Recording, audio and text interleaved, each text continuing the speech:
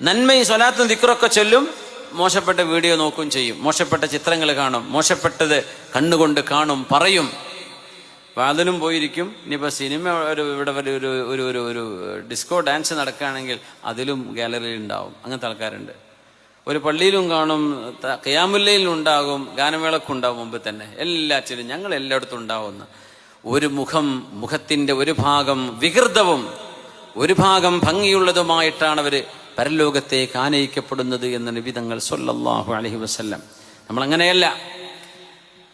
നമ്മൾ നന്മയുടെ കൂടെയാണ്, നമ്മൾ ധർമ്മത്തിന്റെ കൂടെയാണ്, സത്യത്തിന്റെ കൂടെയാണ്. അള്ളാഹു ഇഷ്ടമുള്ളതെന്തോ അതിന്റെ കൂടെയാണ് നമ്മൾ നിൽക്കുന്നത്. അതുകൊണ്ട് ദുരാചാരങ്ങളോ ദുർനടപ്പുകളോ നമ്മുടെ ചര്യയല്ല. അതിന് പോകേണ്ടവർ പൊയ്ക്കോട്ടെ, നമ്മളതിനുണ്ടാവരുത്. അള്ളാഹു നമ്മളെ കാണരുത് എന്ന് പറഞ്ഞെടുത്ത് നമ്മൾ ഉണ്ടാകരുത്. അള്ളാഹ് നമ്മൾ വേണം എന്ന് പറഞ്ഞെടുത്ത് നമ്മൾ ഉണ്ടായിരിക്കുകയും വേണം. അതാണ് തഖ്വ, അതാണ് ഈമാൻ.